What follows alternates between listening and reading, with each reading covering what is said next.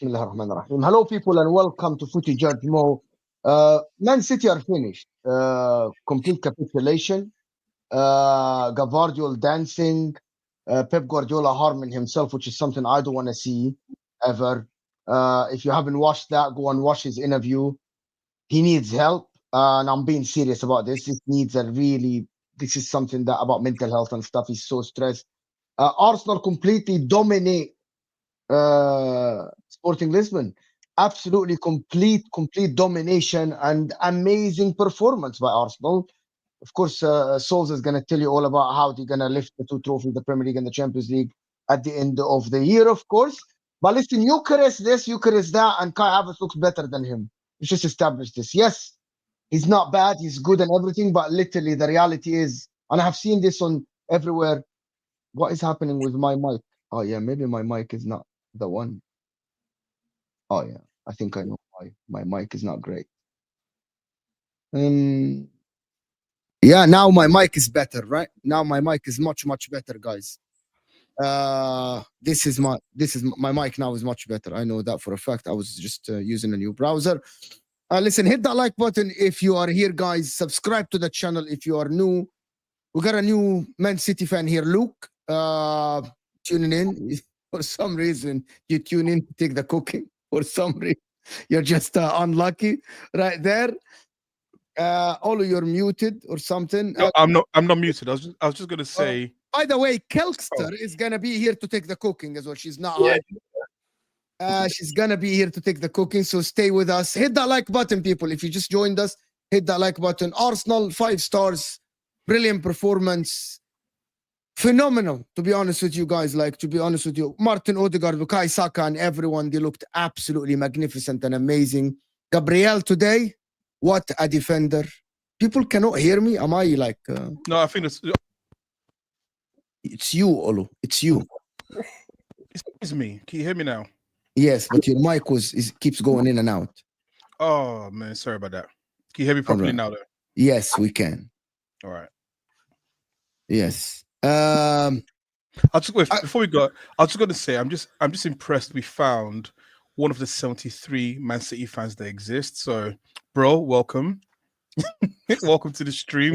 Sorry, I'm sorry. Listen, today is one of those days where you can't run away from the fact that it's going to be painful for you. Bro, I called this decline at Brentford at home, so it ain't surprising me anymore. I was calling it for ages, but finally it's there. So it's what it is. It's fine. We'll be gentle.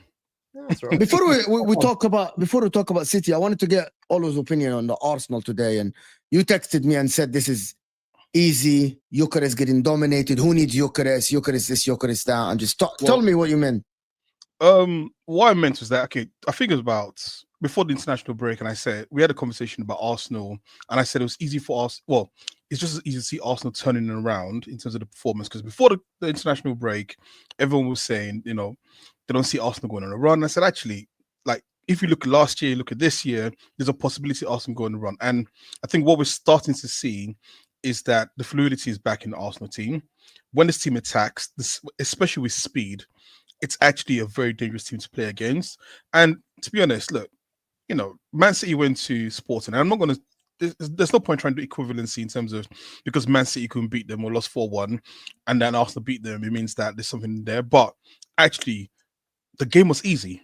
Like, the game just looked so easy to Arsenal. It looked like Sporting was shell-shocked with the situation that's happening, which is weird because they're at home, they had the crowd behind them, but within, 7 minutes, we silenced the crowd. And I think the thing that was really good for this game was the maturity the team still showed, even whilst attacking. It wasn't frantic. Like I said, Gyokeres looked like he was totally in control by Gabriel and Saliba. In fact, he became more dangerous when Kiwior came on, which is quite funny. But like, Gabriel absolutely controlled where he wanted Gyokeres to look. And to be honest, for me, look, I don't watch Portuguese football, but I always feel like sometimes people find a player, hold on to the player, like overhype him more than what they've watched. I'm not saying he's not a quality player. I don't watch him enough to see that. But if the player that played against Gabriel Saliba today is the player that we see all the time, he is not that much. He's not as impressive as people make him out to be, if that's the case. But listen, in the end, it was a great victory for Arsenal. I think this will continue. This will be hopefully the start of a run that will last a few weeks, hopefully even longer than that. You said you're totally back, Souls. Totally back. This is it for you. No excuses. Totally back. On a run. Catching Liverpool. Hopefully that Liverpool will fall off, as you said. Oh no, we'll surpass them. The pressure will be too much for them to handle. The squad. What pressure? They're 9 points ahead of you. Can you speak some sense? Yeah. But the pressure will get to them. They can be 9 We points ahead. We have way more pressure than them. There's no pressure on these guys. No, don't worry about the pressure we've got. The amount of pressure we'll put on them to perform, it will make them crumble. They'll see the scorelines. They'll see the performances. They'll see that Arsenal are not here to mess about.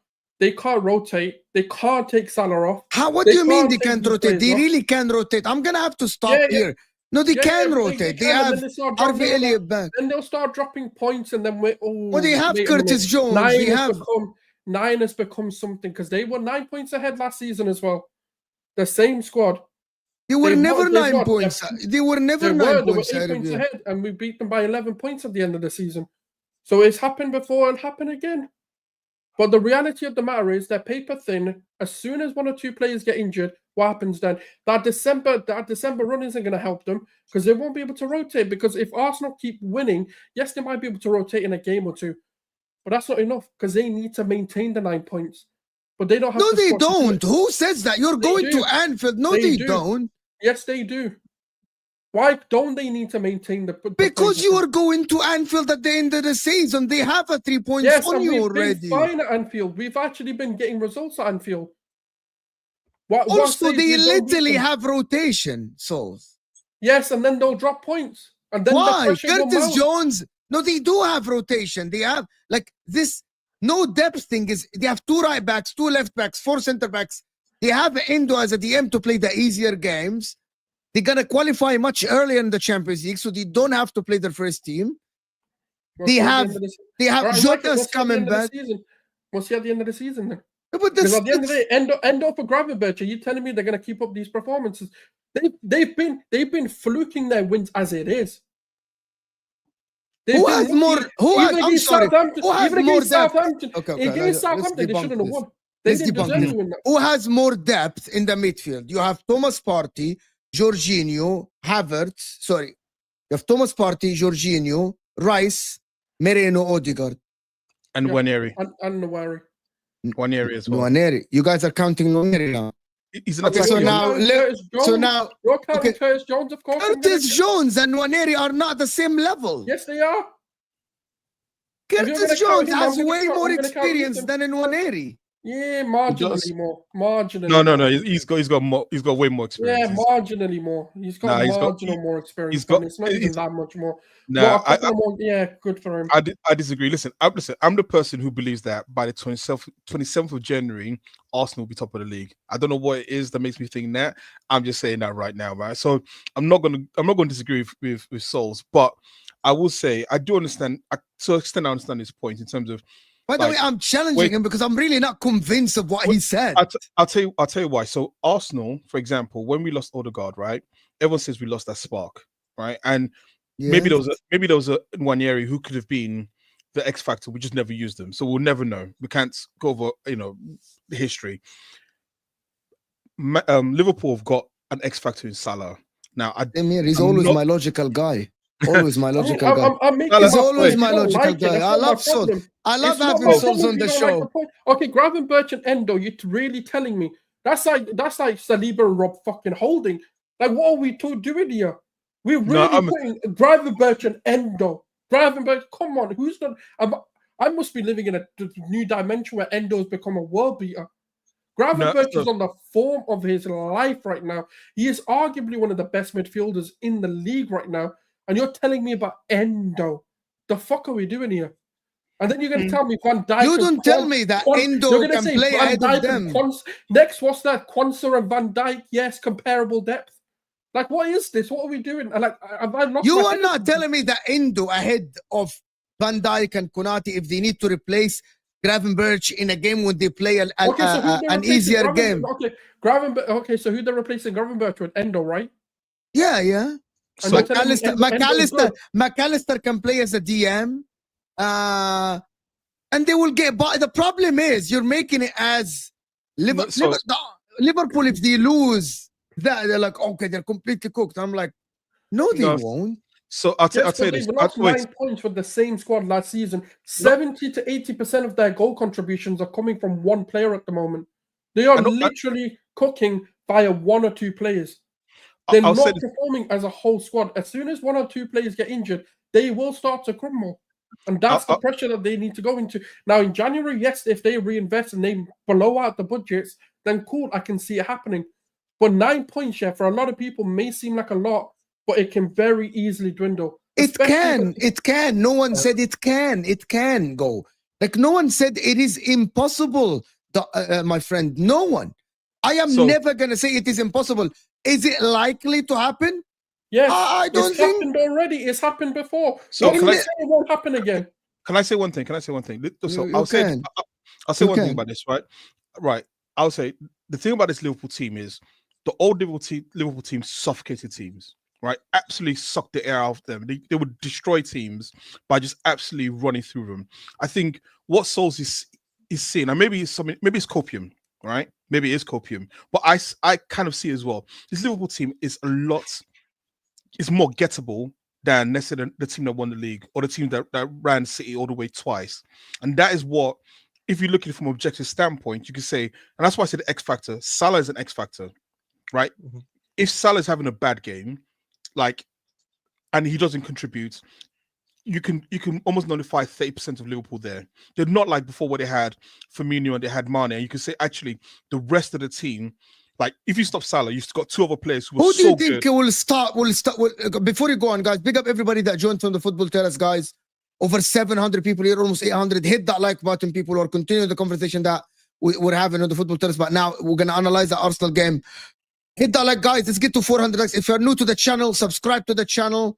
Help the channel. We're on the way to 28,000 subscribers, guys. That close to that. So hit that like button. Subscribe. Who's going to step up for you if Saka isn't? The problem is that no one's going to step up for us in that way. Thank you, but that's the whole point. They would have more players stepping up for them than you. That's not an argument, though. That's not an argument. Who's going to step up if Liverpool don't perform and 80% of you literally said I'm responding to him. He said if Salah is having a bad game. But listen, I'm not responding to you. It's him who said. But the point I'm trying to make is this, right? You can make that argument, and that argument can be totally fair, right? But because you make that argument for Arsenal doesn't mean you can't still make the argument for Liverpool. I'm still saying to you that if Salah is such an X factor, I call him the biggest X factor in the league right now, that if something happens to him, right, or you mark him out of the game, which is almost near impossible from what we've seen so far, but if you manage to do so, it actually nullifies a lot of what Liverpool's really good at. Unless you have someone like Trent who's also pulling up. Diaz stepped up. I would argue Diaz stepped up this season. Diaz does not look at the difference between Diaz now. Wait. Yes, Diaz. Liverpool don't beat Southampton on Sunday. Just last game, hold on, without Salah. Let me just make this point before you continue that. Yeah, I would argue that. Yes. No. I'm never gonna sit here and fucking deny Mohamed Salah is the most valuable player in the Premier League without a shadow of a doubt. Right? We all agree. Mm-hmm. He's as valuable as Rodri for Man City. I agree. Mohamed Salah for Liverpool is as valuable as Rodri for freaking Man City. We have to add there's no money, there's no for me, there's nobody stepping up. But however, they have other guys that can step up, that can score. Jota can score goals. He has a history of this. But no, so Lewis Diaz can score goals. Forget scoring goals. It's not just about scoring goals. It's the X factor. Salah himself generates so much pressure. What is this? Salah generates so much pressure that basically that you have to account for him. If you take him out, it's not the same. So again, I'm not just talking about goals.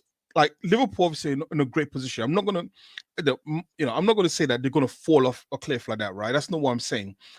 All I'm saying is that they are gettable. In games, they are gettable. Can I ask you something? Who's more gettable, Arsenal or Liverpool? Can everyone answer me this? Who's more gettable? Luke, go ahead. Liverpool are more gettable than Arsenal. I watched Southampton game back. I'm deluded, guys, on this stream. I'm the deluded guy. No, well, the thing is, Arsenal are as well, because Arsenal I've still got to get back into it again as well. The thing is, with Liverpool, is Liverpool get Southampton. They're wrong, right? They won the game fair enough because Southampton completely threw it away. But on another day, they should be a better manager than Russell Martin gets a 3 or 4-1 win against that game. So, when it comes to Liverpool have got to find a rhythm that, and rather than sort of just constantly going like one game good, one game average, and eventually a better team will come in and beat them. So Liverpool at some point are going to come under a bit of pressure, like sometimes we do. It's up to them to find a way. I agree with some of the points made so far already on it, but you know what I mean. It's completely down to like how they recover from back, because the Forest doesn't really count as one game. You know what my problem is with this argument today is that Arsenal played absolutely phenomenal and fantastic. Yeah. As an Inter fan, I don't want to fucking face this Arsenal team today. I don't want to face this team, right? But for you to say that we will cash them souls, it's inevitable. The pressure is on them. The pressure is definitely not on Liverpool this season. It's definitely on Arsenal. No, the pressure is 100%. I hate this idea. Okay, so the pressure is on the team that's 9 points ahead. Bro, It's no. definitely What not. are we The pressure doing is here? definitely not. Oh my god! No, this is no, so no. stupid. Mo, This- can I this- tell you, Mo, 9 points is what? How many games is 9 points, Mo? It's three games. Okay, so 3 games. So, Hold on, so 3 Oh, games. So oh. Liverpool is also playing in the Champions League. Liverpool is playing in the FA Cup. Liverpool is playing the Carabao Cup as well. Liverpool has not had that many injuries this season. Nobody's praying for injuries for anybody. Liverpool is playing phenomenal right now. The fact that it could still happen to them, right? And they're still going to need to manage their squad. The pressure is on them to not lose any games until that happens to them.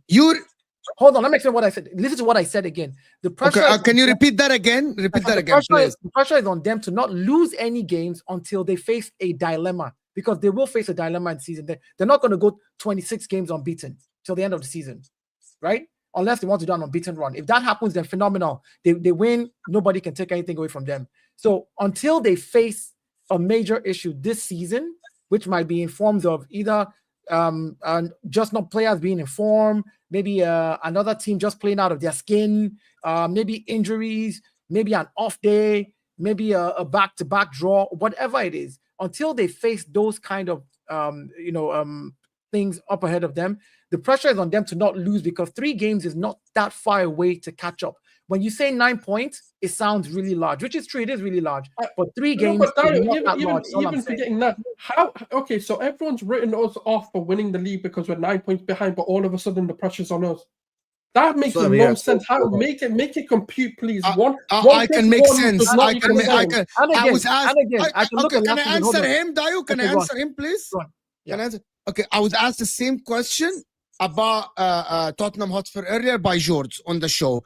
The people in the chat that were watching, I was asked, Mo, why do you say it is pressure on Spurs to get top 4, but you say we're not going to make top 4? Let me tell you, the pressure is on you, Gunnar Solskjaer, because you have, again, the longest serving manager without a Premier League title and Champions League title in this. You're the one who came second 2 years in a row. We can't win it, so why is the pressure on me? I didn't say you cannot win it. If I can't do it, I never said you cannot win it. I never came out of me that you cannot win it. Okay, so then why are you arguing when I'm saying there is a possibility that we can do it and we will? 100% there is a possibility you can do it. 100%. So wait, Mo, wait, before you go. So this idea of there's no pressure. Listen, this is the biggest nonsense I've ever heard. All 20 teams in the league are under pressure. There's pressure to get relegated. There's pressure to finish as high as possible. There's pressure to finish the league. The Liverpool teams will feel the same amount of pressure as every other team trying to chase them, right? How they deal with the pressure is different. So let's not take away and say Liverpool got no pressure. The Liverpool players will know if they're dropping points and they walk into the dressing room after they drop points, they will look and go, we shouldn't be dropping points here because that gap is not significant enough right now. Like I've always said this, if this was February, I would say like Liverpool can run away with it easily. The fact that we're in November going into December, right? And we're going to Christmas where we know Christmas is game after game after game after game. It is so easy to go on a winning run as it is to go on a losing run. Or is it to draw a few games? Like it's because the games are so close together. This is if they get through this period and they blitz through all the games and they win everything, I would totally agree with you, Mo. And I say, you know what? Liverpool fans, I expect you to run with the league.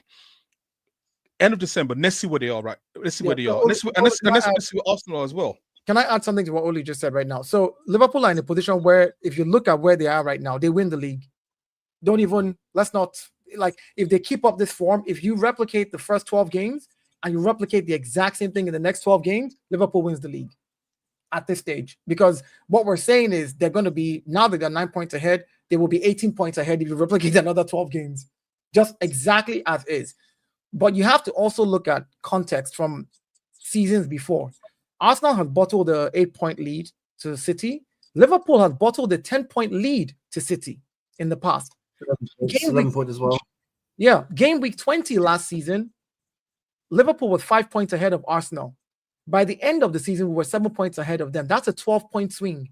Not only did we catch up the 5 points, we made 7 points extra. So that's a 12-point swing. Yeah, so it's never over until it's over. It's all I'm saying. I know that the position Liverpool is in right now is the best position that any team wants to be in. 9 points ahead, no major injuries. Yes, they have injuries, but they don't have like injuries that are, taking them out to the point where like their best and the best of their best. Some of their really good players are out. We have to be fair. Trent is out. Alisson is out. I mean, Jota, we have to be fair. We can't say they don't have injuries, but they're in a better position because they have that 9-point lead, but it's not impossible. Manchester United, over the history of the Premier League, has caught up to more than 10 points lead 7 times in the history of the Premier League.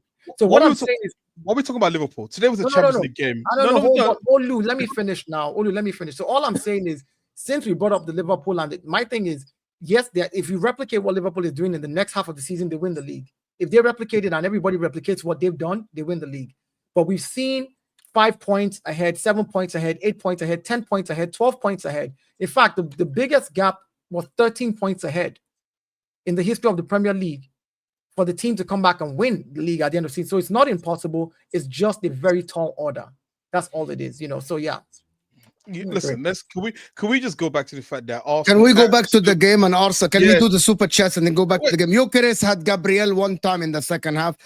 I wanted Olu to speak about Gyokeres because Olu disagrees with Dayo. I don't know if you still disagree. Like I'm not sure if you watch Dayo in the football terrace, but we're gonna talk police. We're gonna talk about Gyokeres in a bit. Gregory here, a Liverpool fan, and there it is. The delusion is back after 2 wins from Arsenal fans. Well, do you know what? Okay, first of all, I hate this whole thing about delusion. We are fans. We are meant to believe that we can win the league, okay? I don't understand where this idea of, you should not have any belief. We are going for the title. You're going for a title. This is what being a fan is all about. I don't play into this idea of, I shouldn't say we're going to win the league because of I don't know, because you want to feel happy by yourself. Okay, you know what, Liverpool, you're going to win the league. Are you happy? Okay, Gregory. Okay, why are Arsenal fans so deluded? Arsenal attack is dead. They fucking scored 5. How are you saying they are dead? It's not dead, mate. I'm sorry, with all due respect, Sonny. How are you saying dead? When literally it could have been 7-1. You know what? It could have been 7-1 today for Arsenal. With ease, by the way. 7-8. Yeah. I was impressed. Sonny, if you're going to send a super chat with something like this that you did not think through properly, you should have done £20. So that we can buy water for everybody. There's 5 of us here. £4 a bottle of water for each person. You guys rattled the liver. Red Indian, big up. How pathetic is Arsenal fan base? You guys keep talking about Liverpool players getting injured, hoping on injury for silverware. Says all about your fan base. Nobody is praying for injuries for Liverpool. Everybody who was spoken here said, knock on wood, nobody gets injured. But we said injury is part of football. And when it does happen, you have to find a way to manage it. And Liverpool is in a better position because they're 9 points ahead. Like for them, even if they have injuries now, they have a cushion for their players to come back. Like, quickly 2-3 games, they're back and they can pick up from there and run with it. Nobody's praying for injuries, but of course, it goes above your head because you don't listen to understand. Last year, Arsenal fan wrote us off because we didn't beat City in the race. We can run away with it. Now we won't handle the pressure. That's you handle the pressure.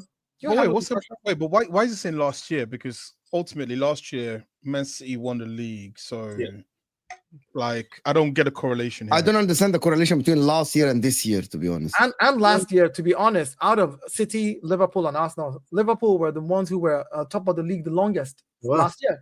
You were top of the league the longest. By game week 20, you were 5 points ahead of Arsenal and points ahead of City as well. So we can't sit here and try and now paint a picture that you were written off. You weren't written off. Game week 20, you were still literally in the race. And so let's not do that. £4 water is wild. Listen, no. no, Hey, Uncle Hold needs on, water. hold on. Shane, Uncle needs let me water. tell you one thing, Shane. Wait to drink. go to any game here in the United States. Water is $8 in the Don't do stadium. it. I was just Wait. about. I was just. $8 I water. was. Oh. I was. Listen. I was just about to tell him like, don't go to any game here because Now listen, $8. Did you guys see the guy that went to Inter Miami and got drinks and stuff and paid 55 pounds, British Jesus. pounds, Drinks. and got one drink, one water, and a hot dog? Bloody hell. 55 pounds. Anyway, that's America for you, but anyway, that's completely Yeah. different. I want to go back to Arsenal. Guys, there's over 1,100 people here. Hit that like button, and if you're new to the channel, and also Luke's channel is in the description as well. Banter on the pitch in the description as well. Kelkser is going to be joining us when we speak about Manchester City. But to be honest, today, number one, can I get something out of the way? Inter today, another clean sheet. 5 games in the Champions League, 5 clean sheets.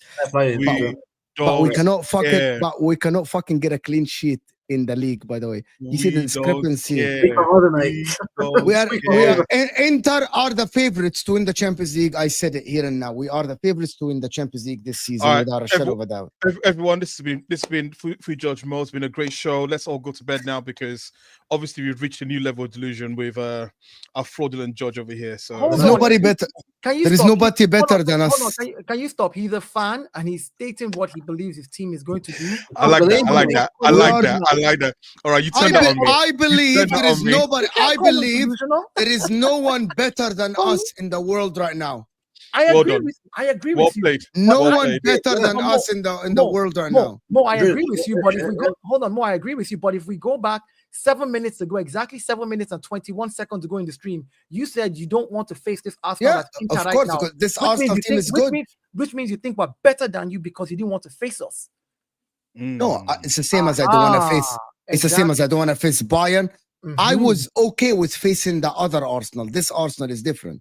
Liverpool, maybe. People are saying Liverpool are better than us. Yeah, maybe. Okay, I'll take that. Maybe Liverpool at the current moment they are actually in a better form than us, even in their league. So maybe Liverpool. Yeah, I forgot completely about Liverpool. We'll see if you beat Real Madrid or tomorrow. They I will. expect- They'll I'm jump out. expecting a smashing, They will. Go back to Arsenal. Who's the player of the day today for you guys? Gabriel Magalhaes. Gabriel Yeah. Magalhaes, without a shadow of a doubt. Without a shadow of a doubt. Gabriel Like, Magalhaes. Gabriel Magalhaes, again, he was amazing, to be honest. He, I. Do you know But what? You guys, can I say something before all the Arsenal fans? You guys, I just noticed something today because Arsenal won. The rivals fans are rattled. The Arsenal fans are happy. Do you guys notice that? Did anybody notice that on Twitter? I Of don't course, Because all my timeline is all about people not wanting to give Arsenal props for beating Spurs. The first thing was there's no Amorim. Okay. There's no Amorim was taken. That's the first thing. But anyway, Wait, you sound like a robot right now. You're glitching. yes, I know. For some reason, StreamYard is connecting. I need to restart something, but anyway, go ahead. The problem is right now is you said that that fraudulent Inter is going to win the Champions League comments, and your internet's punishing you for that. But but listen, no, I think Gabriel was a good shout. I would say Timber as well played absolutely amazing as well. He was up and down that right hand side, and like again, you can see a functional right hand side when the right back is involved. I always used to say Ben White is almost this is so weird. And I sound like a stupid tactical saying this, but I always say Ben White is the most important player on that right-hand side because of the runs he makes that creates space for Saka and Odegaard, and Timber just did that perfectly today. So I'd have said for me, Timber was just the most impressive. Timber, for anyone else. Souls? I think Martin Odegaard's got a shot, or maybe even Bukayo Saka. But yeah, Gabriel Magalhaes for me was out of this world. And like, he didn't botch the celebration. He just couldn't see Victor Gyokeres. That's all it was. He said, Gyokeres' celebration is I can't talk. Gabriel Magalhaes, I can't see you. It's as simple as that, man. One of the most informed strikers in Europe, all of this. I've heard it all. Yeah, he might be a good player, but hey, listen, when the big dogs come to town, the little puppies shut up in it. So it's all it is. Hot take. Can I give a hot take? Yeah, go ahead. There is no hot take in all that. It's as simple as that. My hot take is this. what is the difference between Gyokeres and Højlund? Because when I watched today, I thought I was watching. Oh my I god!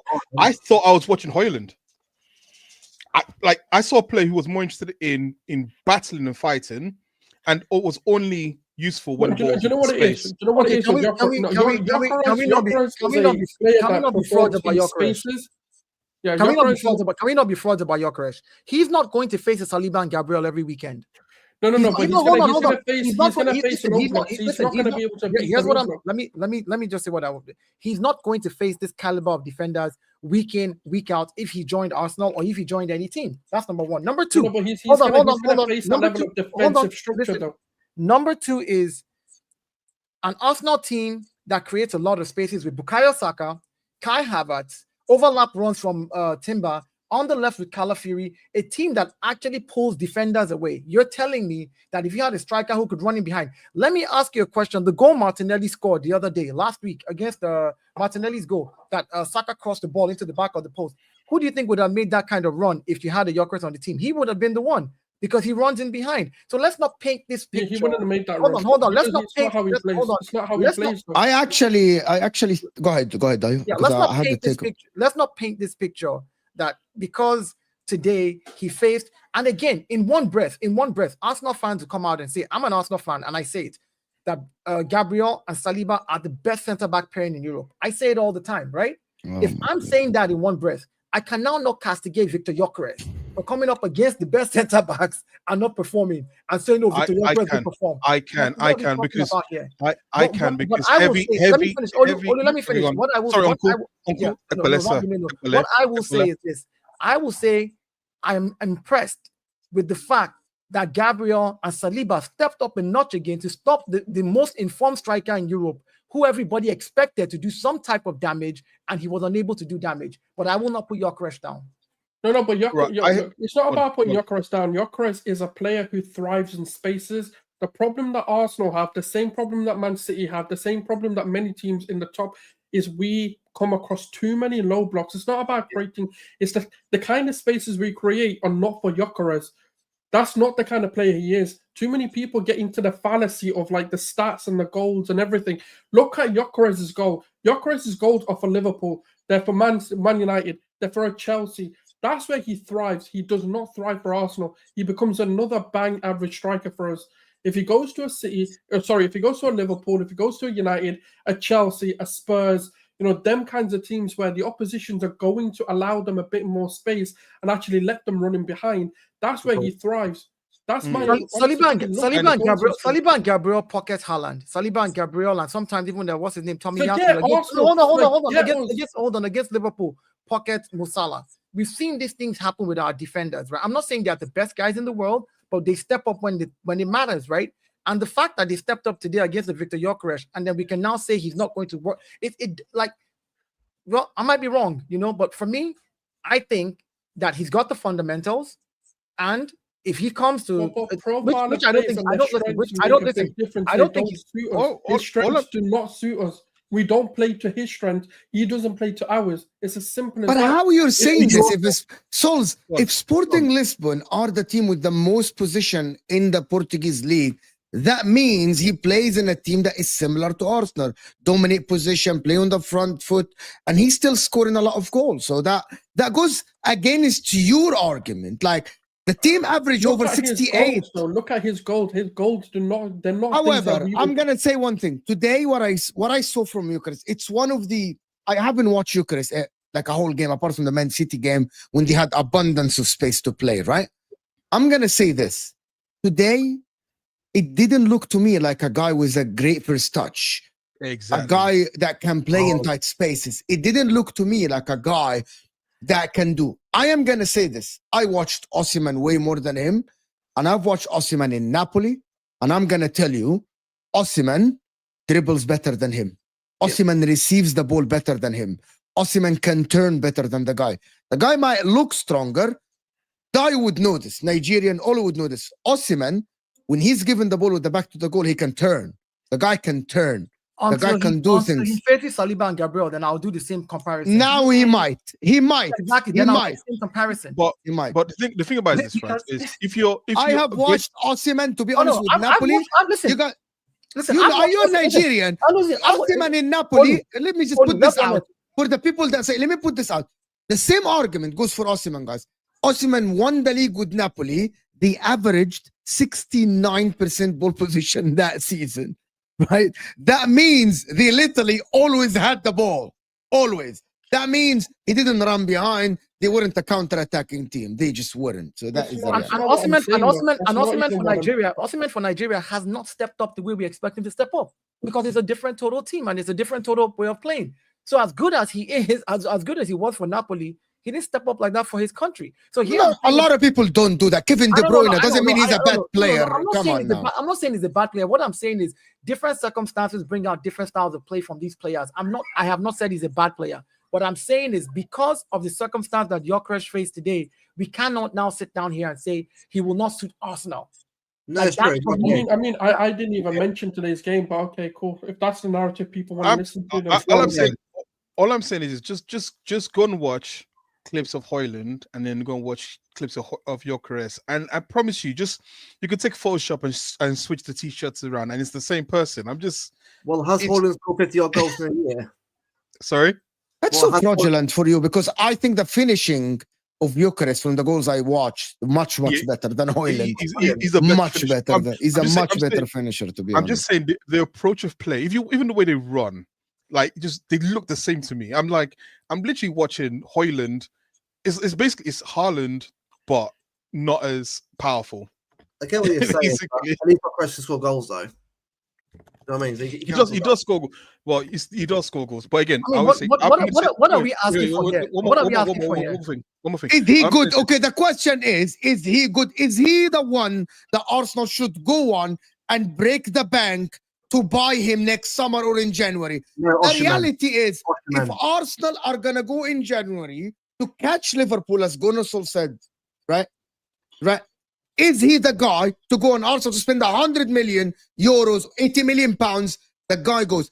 I want people in the chat to let me know. Is he the guy?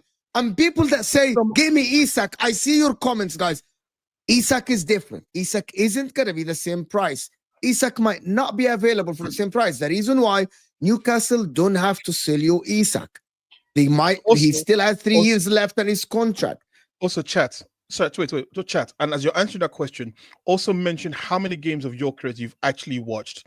90 minutes, because I don't like this thing where people just do this thing of a name comes up, they become the flavor of the month. Everyone says, "Oh yeah, we need him," but don't actually watch him play. So as you're saying, he's the guy or he's the person to buy, and you're willing to pay 100 million for him. Also, put in the chat how many games you've watched him play. 90 minutes, not clips, not YouTube clips, because I'm watching YouTube clips right now of the guy. I can say that I'm now, a Gyokeres expert. I'm talking about 4 games, and I bet you 95% of the people here have probably watched less than 2% of his games. I say Osimhen's the best player for Arsenal should get for a striker is Osimhen. It should be Osimhen. No, to be honest, I'll tell you who I want. I'm just talking about the Gyokeres thing based off of what I saw today. When people are like, "Oh, he's so bad," and I'm like, you can't say he's going against the people that we consider the 2 best centre back pairings, and he didn't play well, and they use that to judge him. That's unfair. And that's why I said what I said. But if I wanted a striker, I want Alexander Isak, regardless of what anybody says. I think that's the guy for Arsenal. I think that's the striker that will thrive at Arsenal. He's prem proven. We don't need him to come and give us more than our 25 goals this season, and he will. Isak, having Odegaard, Isak, Saka, like the crosses that Saka is putting into the box, like the goal Newcastle scored against Arsenal, Gordon's cross, Isak's header. You'd get a lot of that with Saka's crosses in, probably even with Martinelli's crosses in as well. Odegaard 1-2 passes. He can shoot, he can drive with the ball. So I think Isak is the guy that I would want. But fair enough, I don't think we're going to get him. I'm just saying that's who I think would be ideal. Let me do this. Let me do a couple of these super chats before we go on and continue. AMT saying, I saw bottled water in a pharmacy shop in Malaysia selling for $50, half an American dollar. That is crazy, actually. That's in the God, if you go to a football game in the United States, it's like $6 or $7. Yeah, We just Rip off. we just Don't get me started on the Formula One prices either. Oh no, you didn't add taxes. You gotta add the taxes. Though. here in America, you still have to add taxes. You gotta You guys- add the taxes. so Like, like you backwards. pay $7 and then you pay like another $1.88 for taxes, Yeah. so $8.88. Boom, you're fair enough. You're good. So Nags Games is saying, Mo, I'm just to clarify, I'm bantering the logic used. They said Liverpool have only won it when we ran away with it in 1920, not won a title race. Now we could run away with it, but they don't mention 1920. Okay, a lot of Liverpool fans are saying that Liverpool will run away with it, by the way. HUSAM said the only chance they can win is if they run away with it. But I would argue that looking at Arsenal's fixture, I think Arsenal will always be at the tail of Liverpool. Always. That is my argument, to be honest. And also, like I said, the team in 1920 was the most suffocating football team I'd ever seen. Like the only other team I could think of was Barcelona, of Pep's first Barcelona, where the tiki-taka, but it'll pressure you so high you'd lose the ball in your own half. Liverpool were doing that. This isn't that Liverpool team, which is why I think they're more vulnerable. Again, saying you're more vulnerable doesn't say you're a bad team. And this is why I think people sometimes get a bit too defensive about their teams. Objectively, when I look at Liverpool, I think they're more gettable. That team in 1920, if they went 1-0 up, they're beating you 5-0. This team, they go 1-0 up, they can concede 2-3 goals. That's the difference I'm trying to say. Oh, Mo, you still there? Where's Mo? Mo just disappeared. Actually, I wanted to ask you a question, Dayo. You were talking about Liverpool struggling because they have all 4 competitions. Aren't you in all 4 of those same competitions? No. I was talking about I was talking about everybody, and they said they don't have any pressure, and I said everybody's in all 4 competitions, and of course there will be pressure for them. I know I am. I agree. And you're under pressure to win at least a trophy this season. I know, but hear me out. Hear me out. Again, what I'm saying about the pressure for Liverpool is when you're ahead, 3 games ahead, 9 points ahead, the pressure you're facing is not to lose any of those games so you don't lose those points, right? The pressure I'm also facing is I can't lose any games. I've got to catch up with you. But when you're in 4 tournaments, are you willing as Liverpool to give up the FA Cup, Carabao Cup, and the Champions League to just focus on the Premier League and go for it because you don't have any major injuries right now? You don't have any major things that are holding you back, and just focus on that one thing. You know, like if we feel like, oh, Liverpool is 11 points ahead, we can decide to do, okay, let's just aim for top 4 and let's focus on the FA Cup and the Carabao.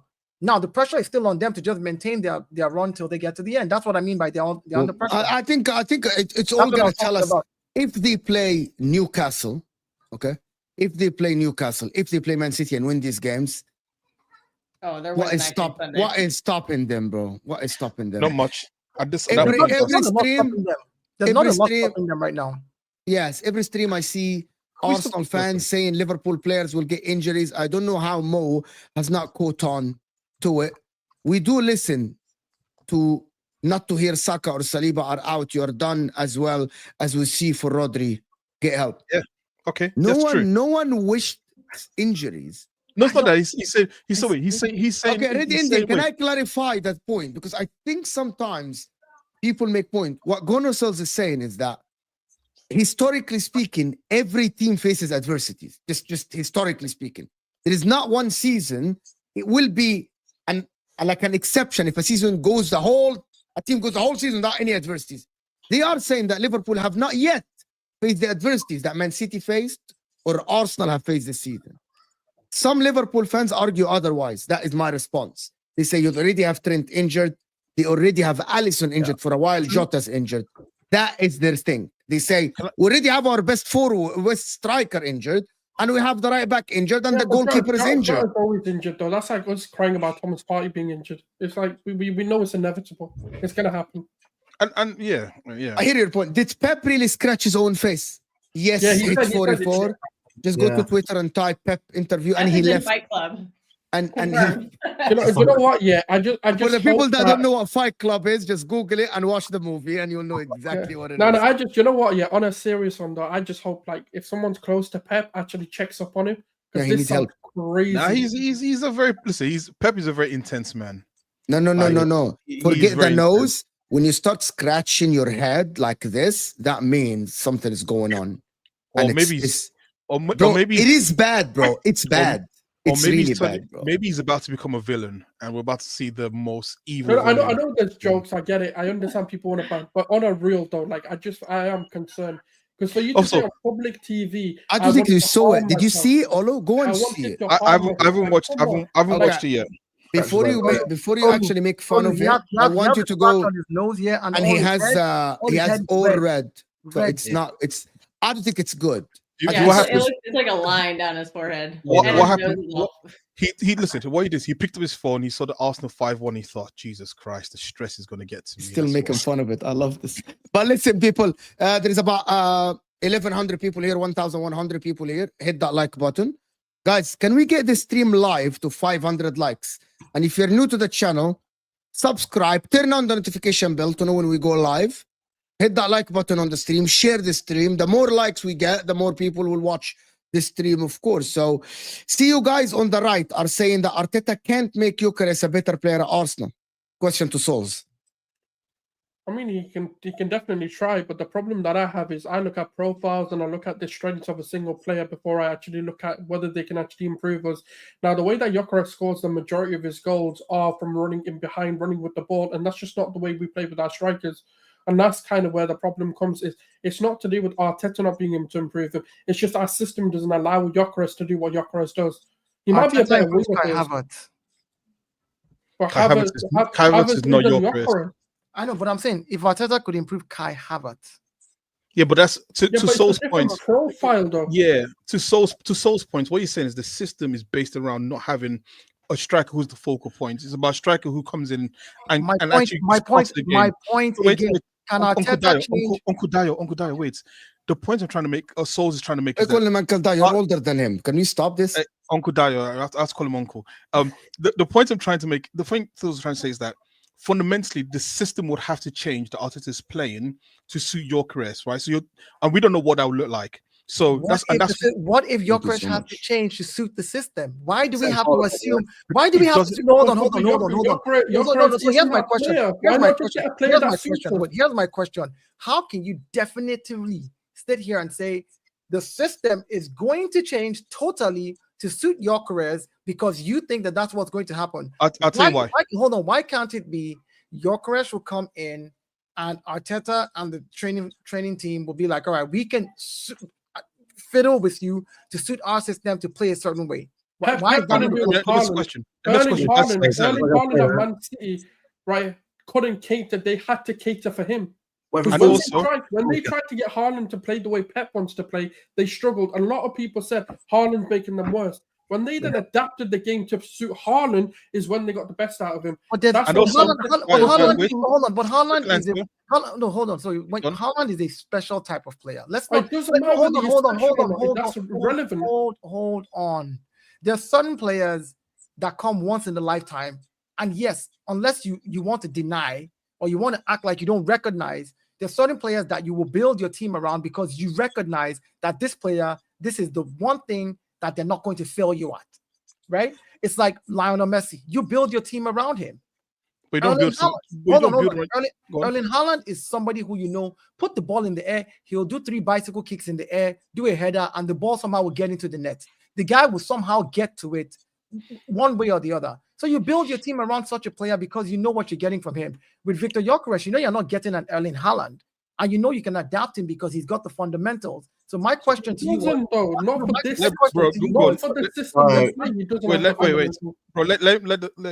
go. My question to you was, why are you? No, you Dayo. My question is, why are you so sure that we're going to change the way we play to suit him instead of him adapting to the team? Is why I asked. Like, why are you so sure that's what's going to happen?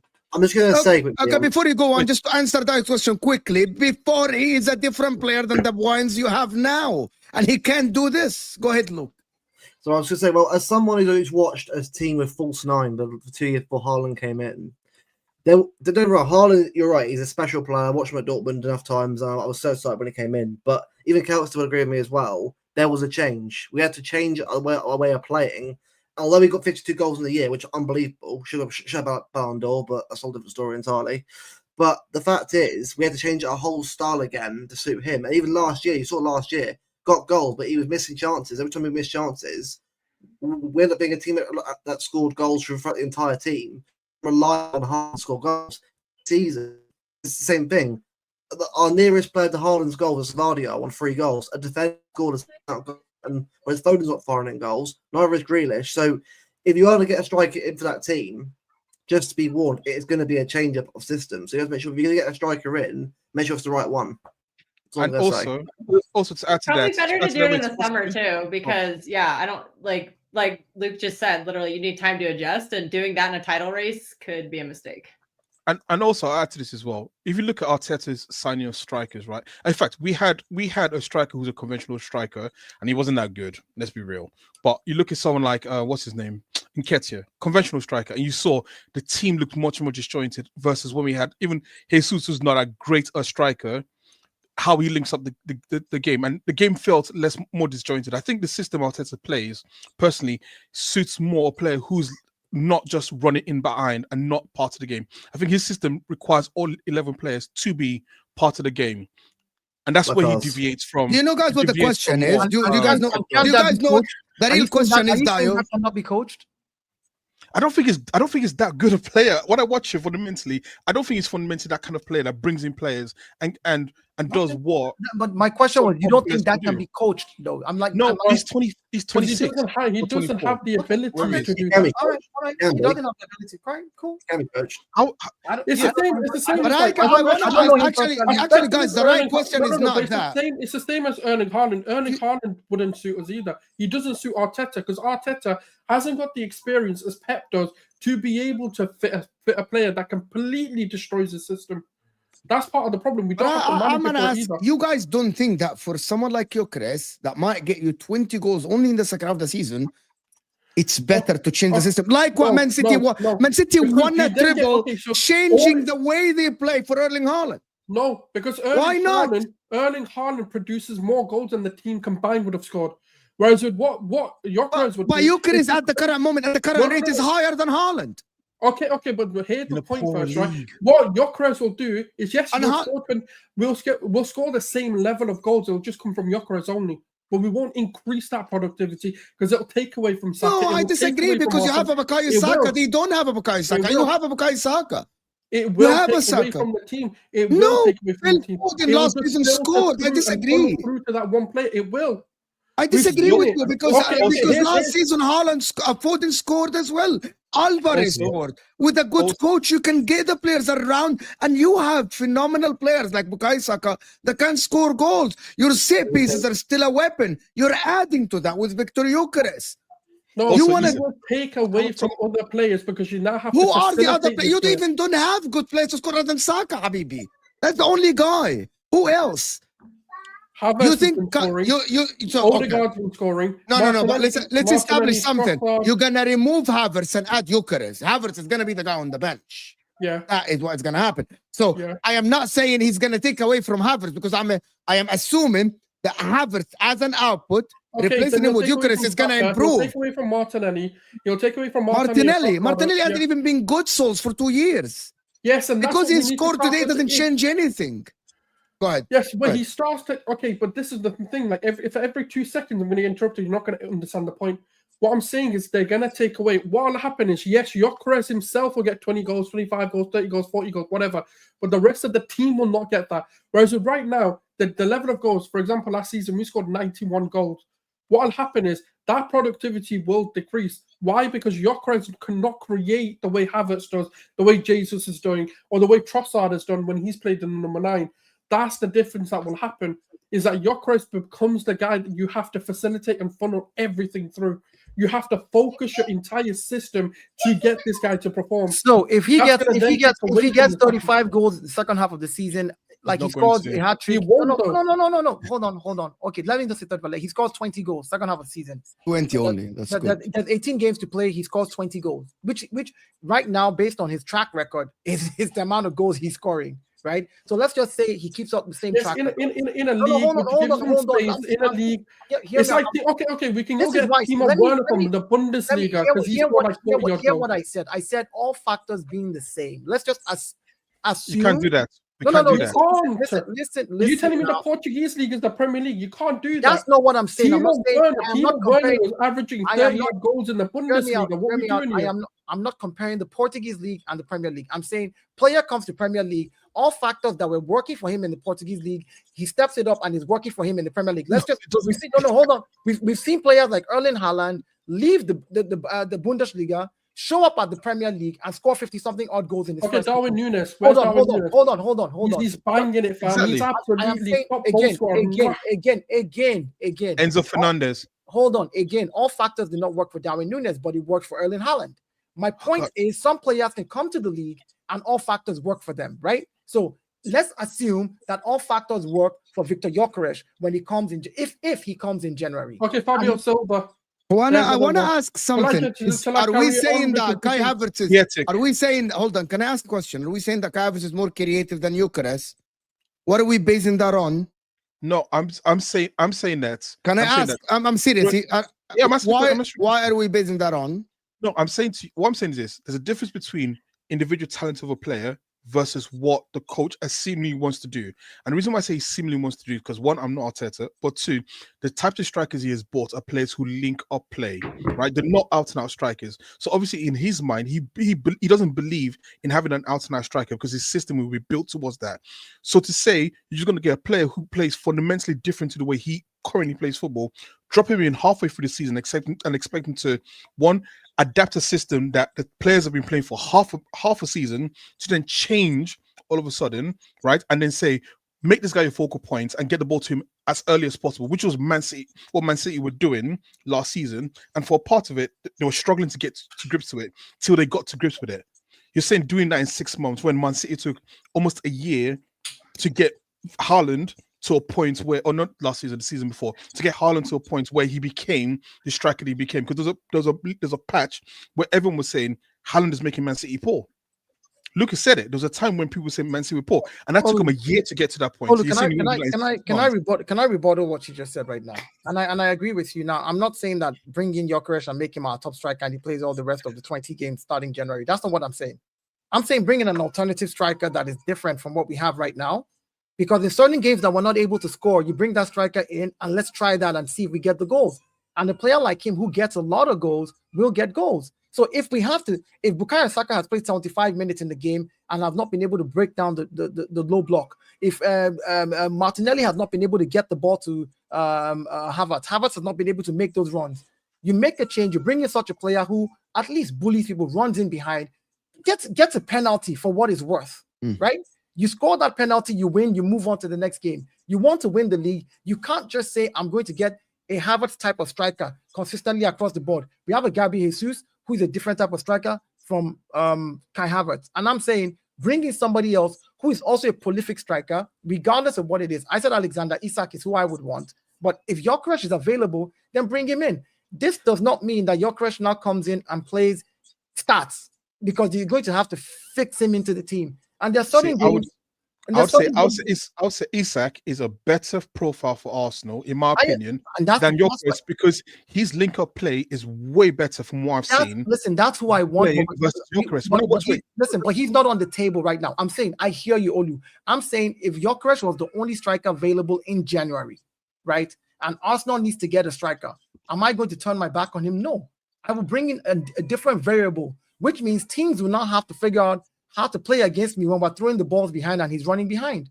We never used to play like that. They've known how we play already. They've set up for us that way, but now I'm playing a different style.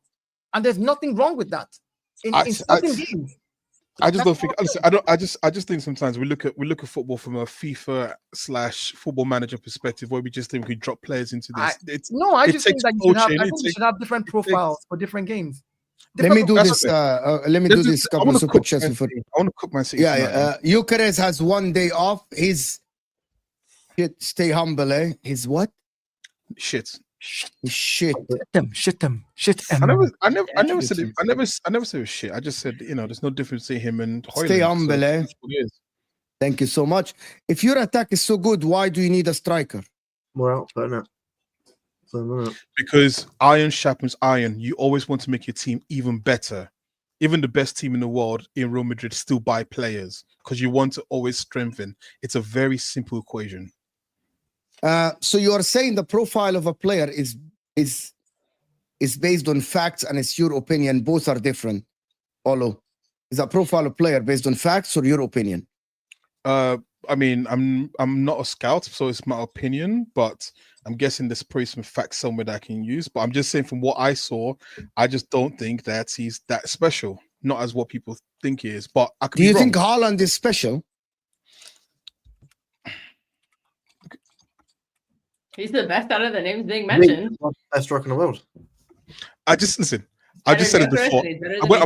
I am going to rattle the Man City fans. I'm just going to say this: if Haaland doesn't score, is he better than Andy Carroll? Well, That's Darwin Núñez, wrong person to talk about. So I just want to Oli say, Oli, you're not a scout. Haaland in a bad season where he missed too much of the season had 27 Premier League goals. That's not Maybe the question any I other asked. striker in the Premier League right now who can do that. That's not the question I asked. The question I asked That's the most deluded thing I've ever seen in my life. By the way, I said if Haaland doesn't you're not score, comparing Haaland to Andy Carroll. By the way, you guys are fighting the wrong battle. You guys are fighting. Haaland's job is to score goals. What if Gabriel without defending? Is he better than me in football? No, he's not. No. I said to you, if Haaland doesn't score, is he better than Andy Carroll? What do you mean he doesn't score? That's his job. No, if he That's doesn't all score, he's supposed to do. What does that mean? He's not Harry Kane. He's not going to come back and link play, and that's okay. All he needs to do is score goals. Let me rephrase it. If in a 90-minute game, Haaland doesn't score a goal, what does he do on the pitch? Well, he occupies 2 defenders minimum. At the end of the day, right, it's up to the team. I saw Andy Carroll do that. To find the striker. So if you don't find the striker, then I'm blaming the midfield for not finding it.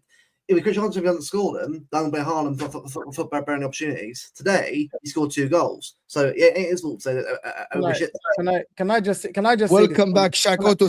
Isaac is a lady striker. Gyokeres is strong.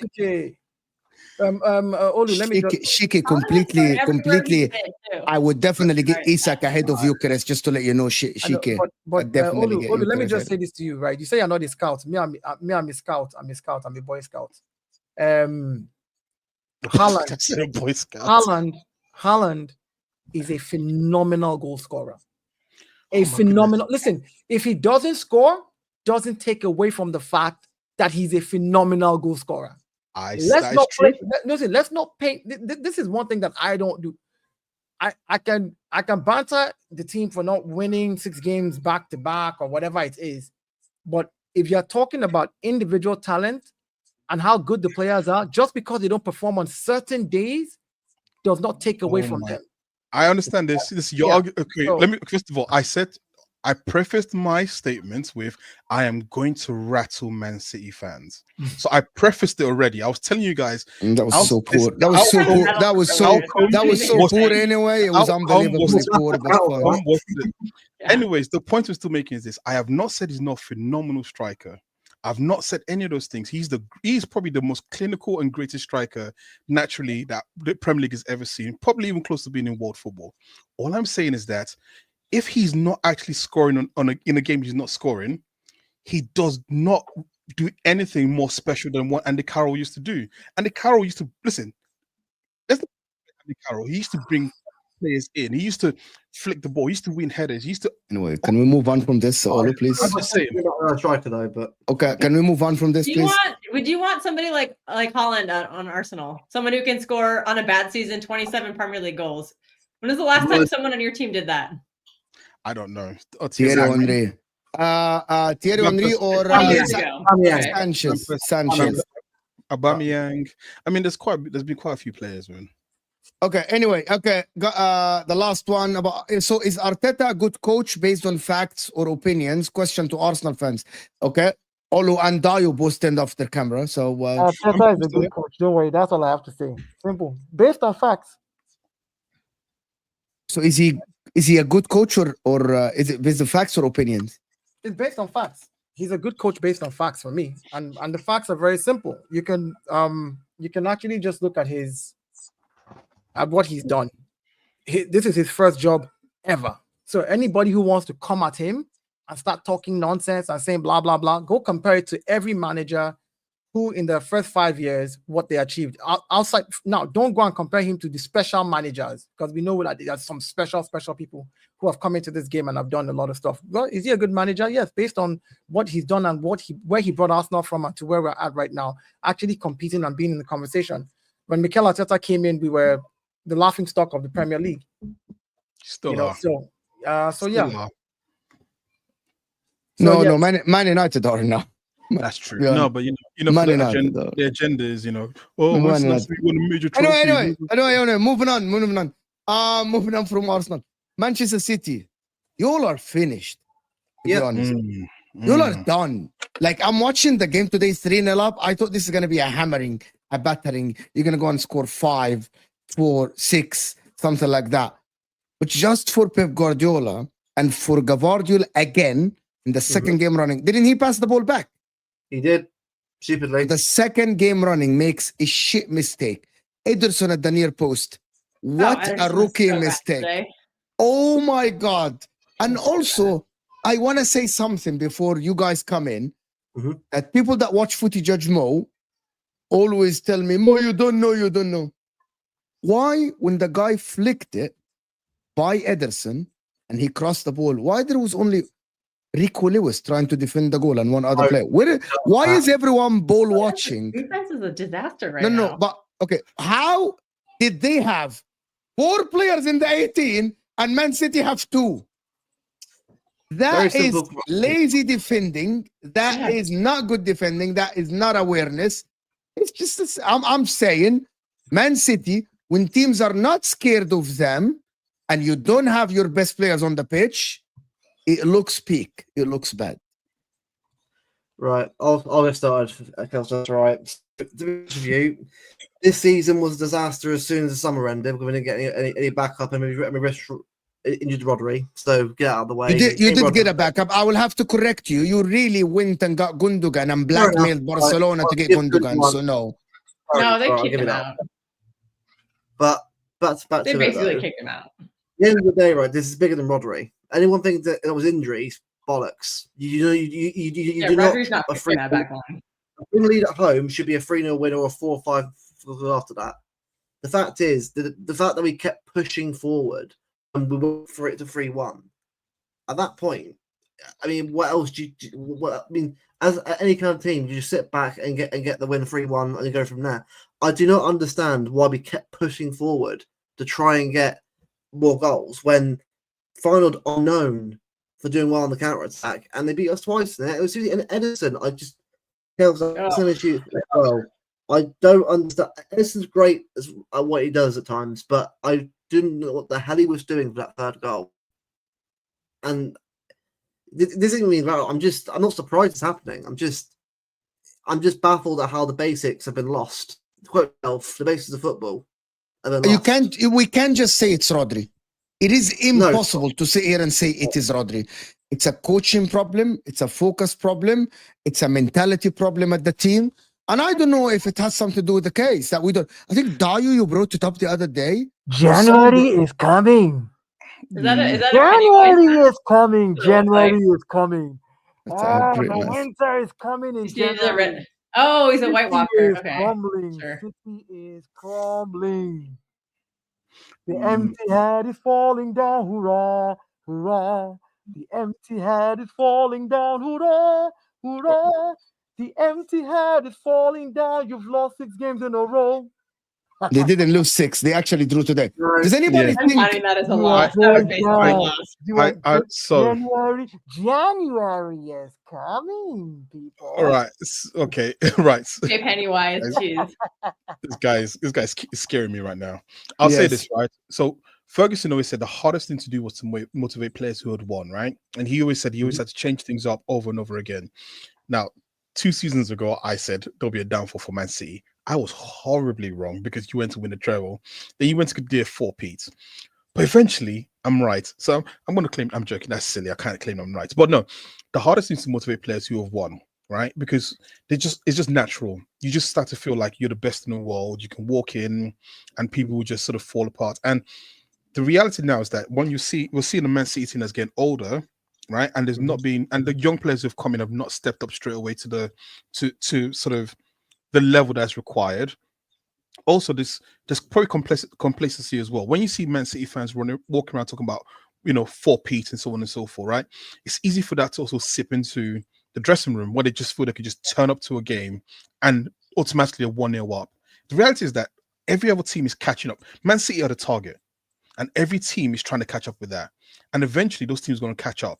And I think what you're seeing right now is teams have caught up to them. Teams are not scared anymore of Man City because they're putting systems in place to essentially not just even stop them, to actually attack them, right?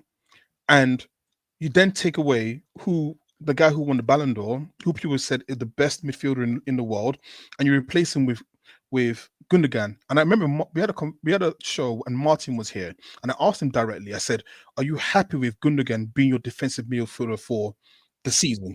And he said yes. And that was for me. But no one knew this. I'm not gonna sit here. Bro, and I did. You did. How would you? How would you know? Because when they signed, I don't know if it was in this show, but when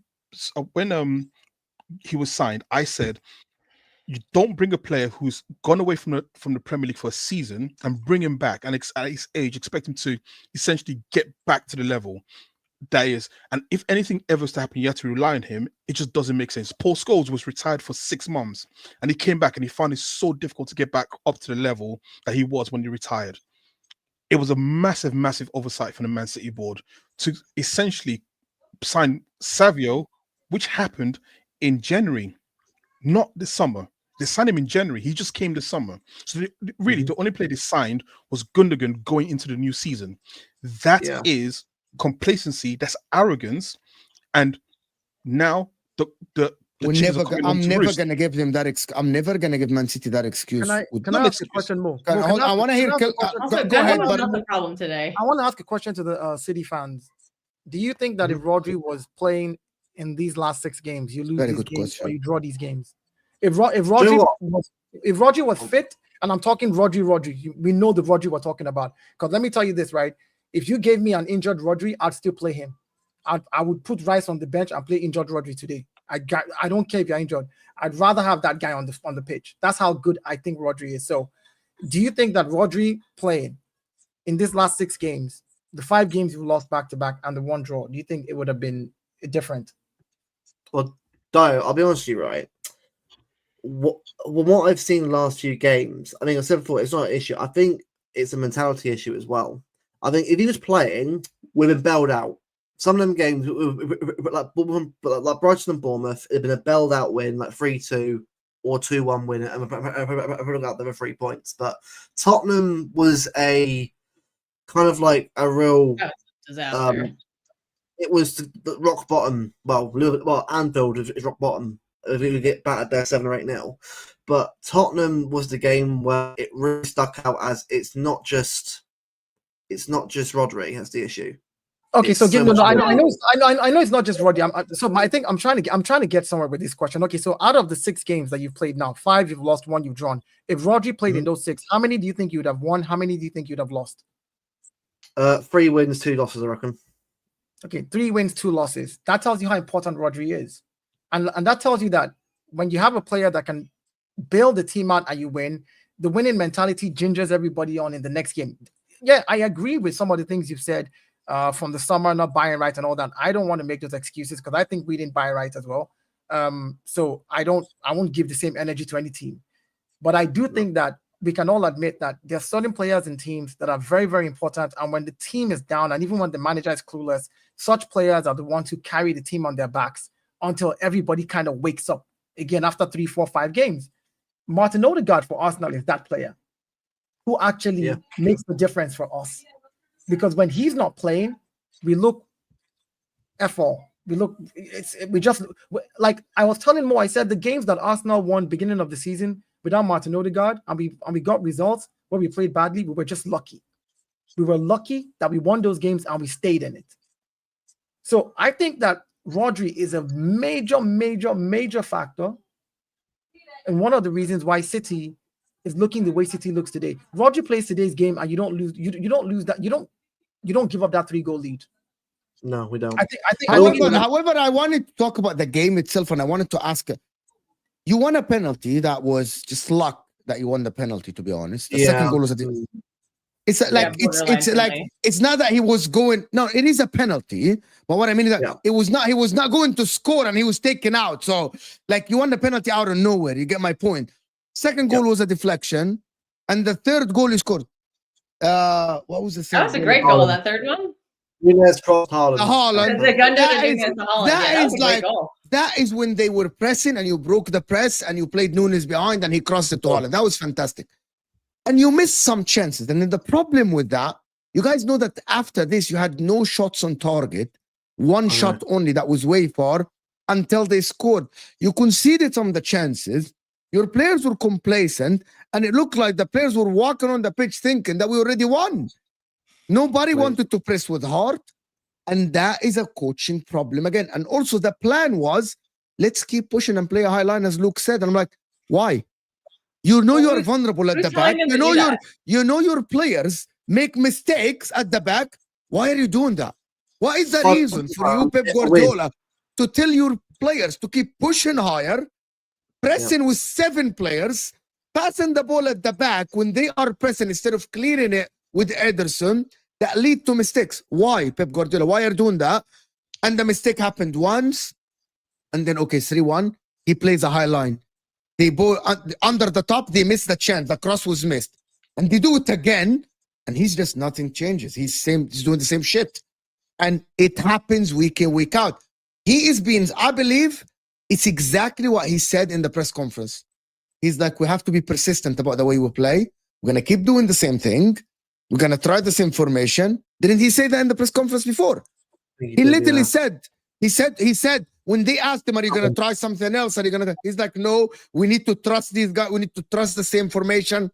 That's why someone in someone that watches me a lot, the Mad Hatter, Uncle Mad Hatter, he keeps saying, ask City fans, why are we silent on Pep persisting to doing the same things with players that don't work? And nobody wants to call him out. It's a big problem. I've been calling him out for not playing the right players, and he's running the system as if he has Rodri and KDB starting every game. Thank you so much. It's very clear. At the back. Yes. And also another thing as well, he brought on McAtee and Simpson Pusey at 3-0 up. Now, I know it's Feyenoord, but you haven't won in 5. You've got 5 L's in a row. How on earth can you put the kids on when the priority should be get over the line, get the win? All right, it might not be the performance of all time. You got a 3-0 win going to Anfield, bit of positivity around the squad a bit more. Do that. Don't bring on the kids. You see 3 goals and the kids are on the pitch thinking maybe also rest. Maybe also rest. Gambling. I think he's trying to keep also have Anfield. You also have Anfield. Maybe like rest some of the. I mean, he probably thought that okay, we're 3 goals up. We're City. We're not going to give away a 3 goal. Nobody thought City was going to give away a 3 goal lead. Let's be honest. You did not think that. So as a manager, you're like, let me give the kids a shout, and then let's just sail this through 3-0, and let's rest players for Liverpool, because now Liverpool is a do or die game. It's almost like 11 points ahead. That's like the league is done. You're literally chasing a ghost now. Oh, no, it's done. If they lose to Liverpool, there is no way they're gonna come back from this. That's what I'm saying. I said that's why he probably wanted to rest players early, because like United fans are freaking out. Again, first and foremost, you have injuries. I will be fair enough. You have some injuries to some key players that I think will make a difference. Yeah, but did you see the team that was out today, Dayo? I don't know. That is a Premier League winning freaking team. Oh, I agree. It's a good team. It was fine until they started subbing people off. No, I agree. And then it just capitulated. I agree with a good team. I'm saying he wanted to rest them so that he can use them again against Liverpool instead of burning them out, because Liverpool is a big game that he understands that 11 points ahead, it's going to be in fact, impossible to catch up. So let me rest them. We're 3 goals up. Let's bring in the kids. Fair enough, you'd expect your manager to do that on any normal day. You're not expecting City to give up a 3-goal lead. So they do have a good squad still, even with injuries. I'm just saying you've got to manage those good squad right now, not to get any more injuries. Yeah, but the problem is if you've got on a 5-game losing streak, and then you're essentially like you're going on a 5-game losing streak, you need to start all over again and go back to the basics, right? And bringing in young players. And the thing about this is that once the first goal came in, the tide started to turn, and it felt like no one on Man City could control that. And you expect a team who've won 4 leagues in a row should have players who are able to say, okay, we've conceded one now, just keep it tight. Like, let's take it back to Arsenal for a second. When we went 3-1 down, I was expecting that the pressure would start. And what you saw was a maturity in the team to say, let's just control it first of all and get us a foot back into the game and kill the momentum. Exactly. Man City used to kill momentum. They were perfect at it. And it just felt like there was no momentum killing. And that is a problem. That is a big problem. And I don't know why you would throw James McAtee in. And I'm gonna be specific now. Like normally on these shows we speak in general. Why wasn't Nick O'Reilly being brought on the pitch today as a DM? Why? Oh, yeah. Why at 3-1? He's not a DM. Why? Either. What? That's the thing. Nico's like an 8-10. He's not a 6. I think he played deeper. Majority of the time he started the games. He played deeper. He's not a DM. Right. He just started learning that in preseason. Okay, but he played that. It's better than Rico Lewis, to be honest. It's better than Rico Lewis at this game. Rico wasn't the problem today. No, it's definitely better than Rico Lewis. Well, it also kind of fell apart when Gundo went off the pitch. So I was very critical of him in the first half. I thought he was really awful and really slow. But that second half, he listened to the pep talk very nicely. He had a great second half. And then he got subbed off. But I don't think he can play a full 90 right now because there's literally no one else. So this is like the only chance to rest him. Like they're going to have to try to play him a full 90 at Anfield. But yeah, I think that was the problem with the defense too, because Nathan Ake was doing really good, and he's just coming back from injury. He can't play full 90 right now. So when he came off, when him and Gundo came off, the wheels fell off the wagon. And Akanji is apparently not fully fit either. But man, the one who was pissing me off was Yashko. He was doing really good until the end of the game, and then he just lost his head. And as a defender, you don't do so that. Bad. You don't head the ball into danger zone. You head out for a throw in, or you just get it cleared to the midfield, so the midfield can deal with it. I don't understand why you're a slight header back to the goalkeeper, where there was no position to get the ball anyway as it was. It was just simple stuff, which any kind of team, right? Even like at the youth teams wouldn't tell you to do. Like, can you I think Yashko is just mentally fried right now because he can't get a number one. He played center back, he played left back, he played left wing back, he played a lot of games, and he gets no rest right now because he's injured. Can someone explain to me what is the point of Jack Grealish? What is the point of this football player? Shall I tell you what he does? What's the point of this football? I'll tell you what he does. He literally takes the ball, grabs two guys, goes back, and pass the ball and take another position, and it looks exactly the same every time he gets the ball. He's trying to draw people in to win free kicks to look good, and I'm like, are you gonna do something different, Habibi? At some point, are you gonna be? You do realize he just came back from every team.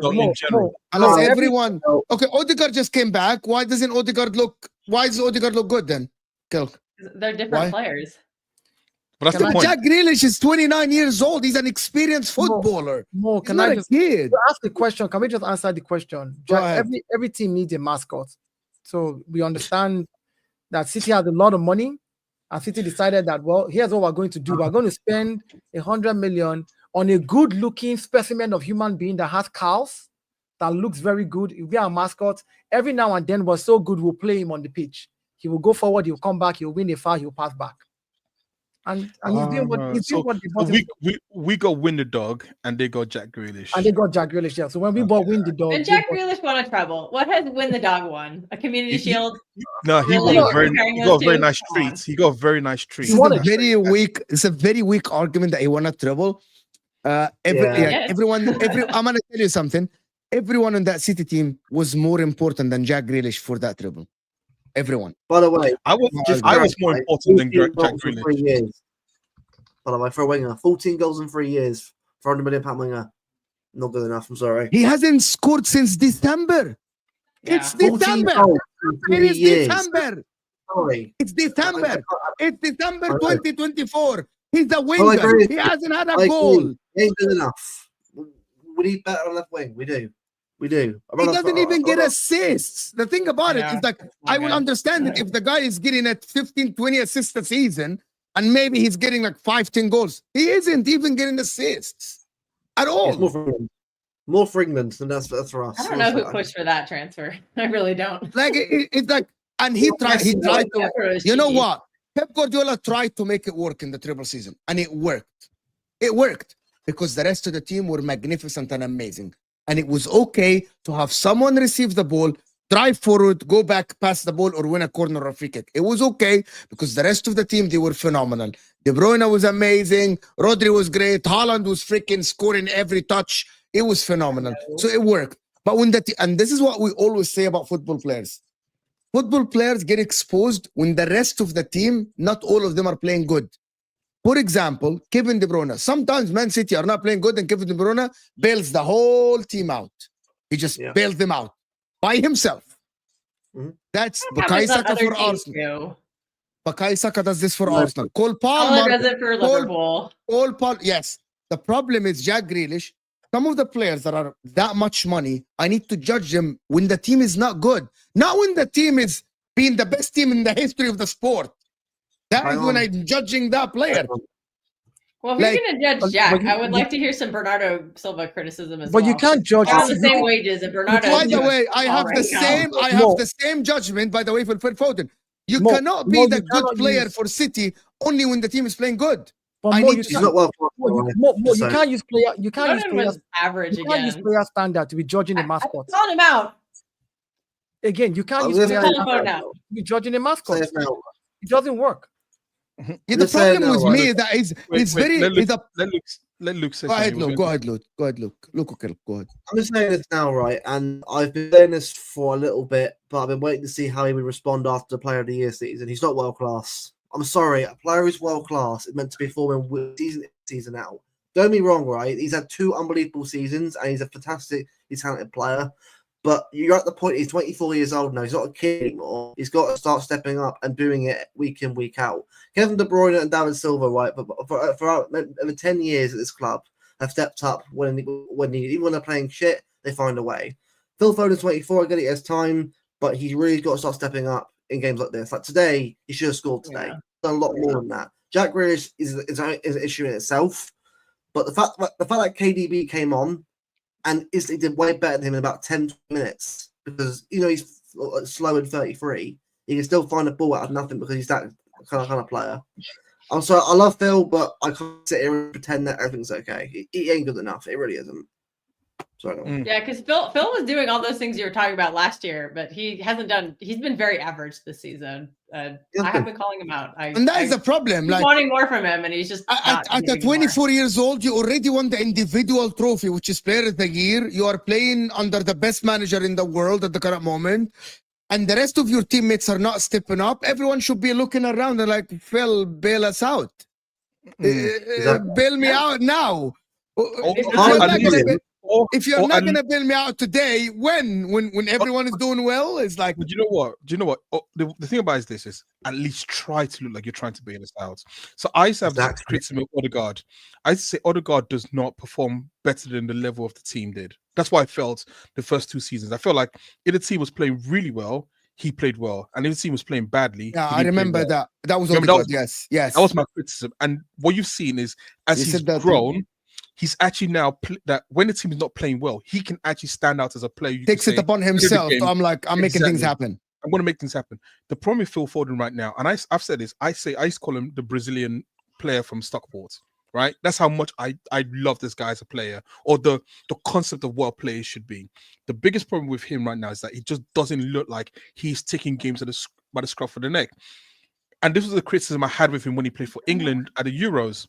Like, he just does not look like he's like, if the team is not playing well, he just drowns right now. He absolutely just drowns. He doesn't look, he doesn't. The problem is, and I'm going to say, always world-class players or the best players in the world, when the team is not doing well, they stand out. They might not win you. They might not be still Ronaldinho, but they would look better than the rest.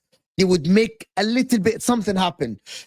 And that is the problem with Phil Foden. And like, I'm watching you today, and I'm like, there's other people doing that. Away January, Kevin De Bruyne off the bench, got a goal, got an assist, won us the game. So that's the kind of, like, if you want to be a world-class player, comes back from injury, despite being long out, comes back, hits the ground running, gets goals and assists, has won the league. That's the kind of player you need. And Phil Foden, last year, fantastic. Not taking that away from him, but somebody said, that's like a once-in-a-generation player. Oh, You're it not is. gonna there replicate are that. no. But you De don't Bruyne? have to do Yeah. it that consistently. I'm gonna tell you something.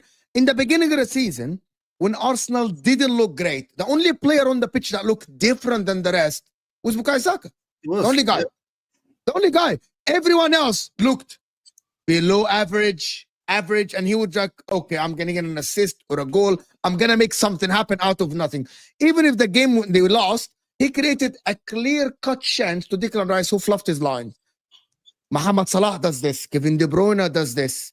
David Silva used to do that. I'm gonna tell you one of the players that played for Man City that always used to do that is freaking Yaya Toure. He's like, you all are trash. I'm winning this game. You all are trash. Right? Yeah. I'm winning this game. Yaya Toure used to be that guy. He's like, it's my game now. You all are on the side. And that is what I'm asking from Phil Foden. And also, Bukayo Saka didn't all win are. Player of the Year. Heavy's the head. He didn't. Yeah, I mean, He didn't win the league. at the end of the day, Heavy is the head it's about that weighs stepping up. It's about stepping up as well. And you're right. Like, for example, Arsenal hasn't played well all season, right? Until these last 2 games. But Saka has created the most biggest chances in the Premier League this Thank season. you. Saka has created the most chances for Arsenal players, like in the league. He had the most assists. So the thing is, as badly as Arsenal were playing, you can look at what Saka has done and said, hey, he's done this. It's the same with Phil Foden. You should say, like, City is not playing very, very well right now. Rodri is out. Everything is going. But if you look at what Foden has done, Foden has created this amount of chances. He's done this amount of stuff. We can't even point at that. And that's why Foden is getting a lot of criticism. Well, the start of the season, right, before we obviously, as it's September, Haaland was getting hat tricks or the back and back. And that. Yeah. Haaland at least stepped this season, right, has stepped up and scored goals. It doesn't mean that obviously against Tottenham it was terrible, but he's at least Haaland, I can say, well, fair play, but at least scored goals in most of the games he played this season. Against Brentford, you won the game just because of him. Exactly. I was a long ball. He won the game. West Ham. Yeah, because he's that guy. Hat trick. 3 great goals as well. I mean, that's what I'm on about. Like Haaland, I can't fault this. Look, a couple of games terrible, but most of the time on it. The rest of the team right now, like Guardiola's got 3 goals. He's second highest goal scorer. That's the issue. No one else is scoring goals. Savio hasn't scored a goal yet. Grealish can't score goals. Doku has scored 2 or 3 Bernardo goals. is not scoring.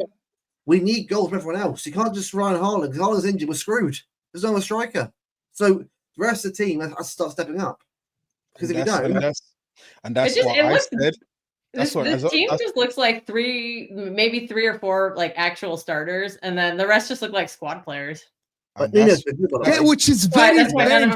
You know what? Which, Bernardo Silva doesn't get enough criticism. He really looks like another guy on the pitch. He looks like a squad player at this point. Yeah. His legs are gone. He looks He's making like 300K a week. What is he doing? That pebble was not having Alphonso Davies and Bayern players and scoring 2 goals against Real Madrid in the semi-final was the peak we'll ever get of him. Yeah. Don't be wrong, he was world class in Champions League that season. Unbelievable in every game he's played. He was poor last season too. But last season, no one will buy him. The decline started. And look, when the amount happens to him, he's legend for how great of a player he was. But at some point, you got to look at it and think he's declining, and we've got to look at someone better who can do more in that position. He's probably a squad player now, better than a shift player, which is mad, but it is what it is of him now. Well, our entire midfield right now is like squad players. Like Bernardo's a squad player, Kovacic is a squad player, Gundo's a squad player, Walker's a squad player at this point. Rico Lewis is basically a squad player. I would say, I guess you probably call Ake a squad. Sorry, my cat is just having an issue today. she just wants to do work. It's just a bunch of squad players right now, and you know, with a couple of superstars. Yeah, but the problem is Pep never works with squad players. He doesn't. The way the football he wants to play doesn't work with these types of players. Yes. This has been a problem all season. Pep is running the same shape that he ran last year that had the same issues with the counterattacks. The only difference was we had Rodri, and he could clean up a lot of those messes. And we're seeing this year just how many fucking messes he cleaned up last year, because and Foden as well. Just cannot do that role at all. I'm going to go back to the points I made at the start of my little rant. The very fact that Gunder back was a thing should have been a massive, massive problem for Man City fans at the end of the window. And I get it. When you're champions, fell on their lap too. He wasn't even supposed to come. He fell on their lap. They were going to go with nobody. Panic buy. This is for free. He was meant to come on and play 20 minutes and see out the end of games. He was not meant to start every game. But that's the point you just said.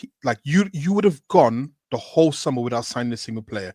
Now there's a quote that there's a quote that there's a boxer, I've forgotten his name now. He said it's hard to wake up in the morning and train when you're sleeping in silk sheets, right? And that's what Man City became. You got your team, and I think you're bored, and I think even Pep and the players got used to the fact that they've won so much that it just felt like they could just rock up to the next season, have the same players.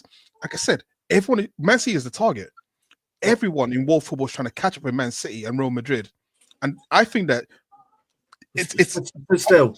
Gunderback this season is the biggest issue for me. Man City did, because they took the eyes off the ball, didn't bring in quality like replacements in the midfield. Although they tried Calvin Phillips, Matthias Nunes, this season, Gundogan, guys, but they have been trying for 3 seasons now to get someone to play that role, and it never worked. It never worked. How much money can you throw at the one position? How much money can you throw at one position? You know what I think has happened. By the way, because we criticize, we criticize Pep Guardiola for throwing money at fullbacks until they work. How much money can they throw at this particular position to make the system work? You know what it is. Let me say this. My opinion, I might be wrong, but I think Rodri is the problem, because he set such a high standard that whoever you bring in to play that role, he's done. Like, this is why, for me, man, this is why certain players, as much as I want them on my team, I just think, like, if you're not available, nobody's going to fill that gap, no matter what they do. Like, no matter who you get. Erling Haaland is that type of player. He's that type of player. If there's no Erling Haaland, you're never going to get a striker to give him up, which is impossible. You're never going to get a striker to match up to what he brings to the table. So I think, they have tried to fill up that role. And because of what Rodri has done, when that person steps in, no matter how good they are, it's just never good enough. Because teams, like Olu said, are now trying to catch City. Teams are like, City is the bar. We have to catch City. So every season, teams are getting better. Rodri was getting better every season and improving. Whoever you bring is never going to give you the Rodri standard. Teams are improving, so when you play that person, you look shakier than normal. So I don't know, man. I don't know if City is going to ever be able to fill that Rodri role. And I think every team has a player like that. That when that player is just out of the team, the team looks rocky, So I can't blame them. I'll banter you and troll and do all that crazy stuff and have fun over it. But if we're going to talk about real thing, like, that's the Ballon d'Or winner we're talking about. Like, let's be realistic. Yeah. Like, how, but again, I'm sorry, with all due respect, guys, with all due respect, that is on the coach now. I know, I agree. You're the best coach in the freaking world. You're the best coach in the world. Insisting on doing the same is stupidity. When you have Rodri out. You know why it's harder for you to be you are the best coach, you have the best midfielders, you have the best striker, you have the best goal scorer. When you have the best of the best, it's easy to come up with easy formulas to win. Think about it.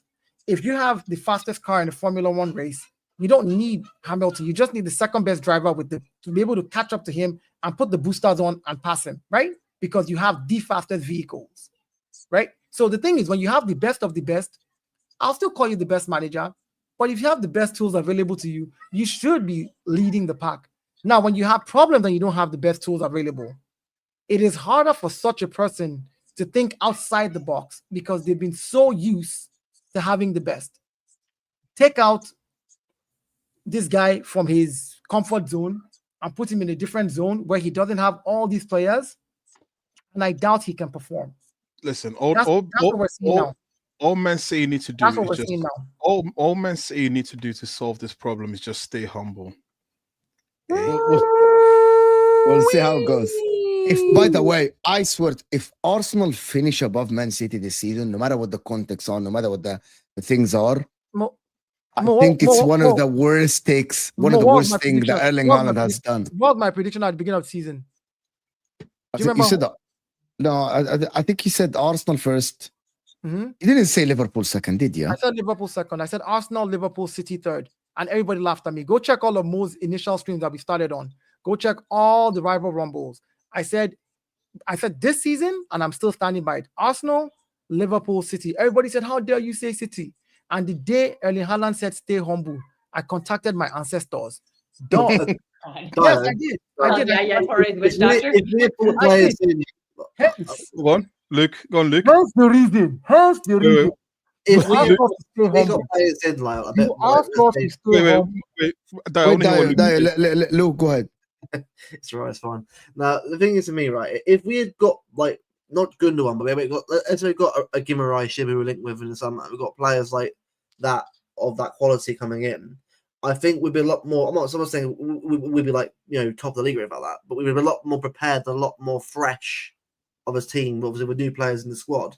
The problem is we get one player in, and Savio who was brought in January, and you then had to play the same team again of last year, who just won before already. Pretty much the same teams the last couple of years anyway. As Ollie said perfectly as well, the winning constantly. Eventually, some players just want it all and that's it. Whereas some players like Haaland, Rodri want to keep winning constantly, and Diaz will keep winning constantly. Some players aren't up to that level of competition and that kind of mentality. So we should have learned from that. But at the end of the day, right, it's football. If you don't do that, then you get punished for it. Yeah, a lot of them have been there for all 6 of them too, like Stones, Walker, Foden, Bernardo, Exactly. My Ederson have been there for like all 6 of those titles. The 6 out of 7. Not Bernardo though. Not Bernardo Yeah. from I think he was. Second year. Second year. Okay, so he only has 5, only quote unquote. I think so, but yeah. Yeah, but Bernardo looks like he's checked out. But he's been trying to leave for like 5 years anyway, so that almost doesn't surprise me. And now he's like, ever since Erling Haaland opened his mouth and looked at Mikel Arteta dead in the eye and said, "Stay humble." City has not won a game. No, they have won. They haven't won a game. They won after that game. No, you have not. They beat Southampton. Is that a team? Is that a team? Are you calling that a win? It's a Premier League team. I have contacted my like Greek ILFC in the Europa Conference League, or some like 7th-tier team in the Carabao Cup. My ancestors have woken up and have decided to fight the fight of the humble. When you turn around and look at a manager of a team just because you are scoring goals, you think that you have arrived because Pep Guardiola is your manager. And you see other managers. Actually, they won plenty of games. Actually, just to let you know. No, don't don't. Yeah, there was a bunch of games. The Arsenal game was pretty early on. That was game week 4. Game week. Bro, they won. 12? I think they won. They won Fulham. They won Wolves. They won Sparta Braga. They won. I know they won. Watford. I was making a meme for you. I'm no, but to be honest with you, I only think that I want, to be honest, is for Arsenal now to finish above City, just for us to remember forever, stay humble. I think this will be absolutely legendary, bro. Just remember, the ones who brag about finishing above City, that's like a Spurs mentality. So that's what maybe win a trophy first before. Nobody's bragging about it. Remember what I said again. My prediction again, and I'm going to say clearly. I've said it with my face, with my glasses on, with the mask. In fact, let me just say it so that you can all see my face. I don't want people saying that he was wearing a mask, he was trying to hide. Ain't nobody got time for that, so I can see. I don't want to say blind. Let me say, yeah. Again, I said it. This season, Arsenal, Liverpool, City. I said it at the beginning of the season when the season started, and I still hold on to it till the end of the season. After 30 we'll come back here. We'll see. Let me do the super chat so we can get out of here, people. Can I do the? Last thing. Let's it. Second to last thing. I'm going to say after you finish.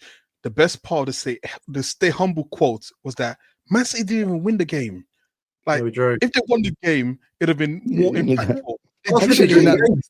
Think about it now. Against 10 men, you drew at home 2-2, and you're telling the manager stay humble. I think that is crazy. Actually, Rodri went down. Their heads were gone. I always picked them to win the game. I wanted to win the game. I was like, I won't have a draw in the game, but it's not winning at home. We win the game. So if you smashed us after that, you said stay humble, you'd have had more of an impact than winning the game in the last second. That was crazy. The reason I ask is that Gyokeres can get better on Arsenal because Arteta is good. Dayo is right. We're technically ahead of them. Let me just finish this. Yes, AMT. That is what Dayo said at the end. If he can improve Kai Havertz, he can. Sheikh, is saying Gyokeres is a monster. His pace is good and he can shoot. If Arsenal is to pick, I will suggest Gyokeres, but I don't know if he will play in the Champions League. Yes, he will. Okay, Sheikh, just to answer you, was able to the new rule, he will be able to play in the Champions League. It's not like before. If you get Gyokeres, no cup size. I think what Gabriel did actually burned the bridge with him. So let me just marking his celebration. Yeah. Let me just say one thing. Do you know who else had great pace and could shoot? His name is Timo Werner. So that means nothing to me until I see them do it in the strongest. Werner could Walker, so you know what I mean. You know, just saying. We'll see. Emmanuel and yet they slip. They say Philip is world class and Saka isn't. I just said he wasn't world class, so I don't know what. Like Emmanuel, he literally just said he's not talking about you, but a lot of people say Phil Foden is world class. No, and Saka is not. I don't care. Foden's not consistent enough to be world class. Saka is not far off, but he's keep doing it every season, then he'll get there. Yeah, Saka has that consistency. Honestly, I don't care. I think Foden's had one world class season, but I don't think he's a world class player. He needs to do that for multiple years. But I have a really high bar for world class. So yeah. Let me do something, guys. Really, the big chances created in the league. Oh, that's what you. Okay, I thought that was the league title. No. On every single website, Bukayo Saka is created the most big chances in the league, guys. It is. He said Kulusevski. He's not even on that list. Someone said Kulusevski, and I'm like, what do you mean? Like, I'm like, he's not even on there. This is literally the official website of the Premier League. So yeah, and that's why I don't. And this is why I don't argue people. Like for me, even though Arsenal is not playing well, I can look at what Bukayo Saka is creating, and I'm like, what are the rest of you doing? You know, like I can literally beat them over the head, and now I can criticize my players and be like, because people come out here and say Saka is not doing anything. I'm like, well, yeah, he is doing. He's creating big chances, and nobody's putting it away. Well, like, what else? To be fair, Foden has a couple of games like that. Just a few. Obviously, I'm not comparing him, but unfortunately, Bukayo Saka has 12. Bukayo Saka has 12 goals and assists. Phil Foden has 2. Wait, are you saying that Foden? Guys, 2. I'm saying Foden had one game where he created like 3 or 4 chances for Haaland, and Haaland missed all of them. Oh, so Andy Carroll missed all those chances. Are you saying Andy Carroll missed all those chances for Foden from Foden's assists? Damn. Anyway, guys. Before you go, one thing, guys. To... Do you know there's an Emerson Wanyeri that plays for Arsenal Academy? Oh my goodness, we are eating.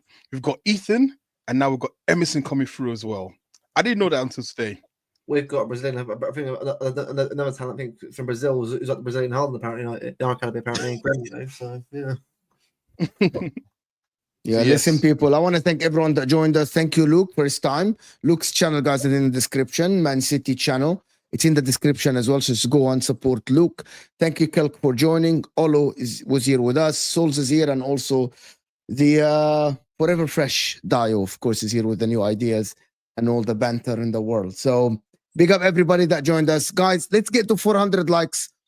Tomorrow is the cooking session for real with Martin, Jamie Phillips. That would be something else. Have fun, Martin. Have fun.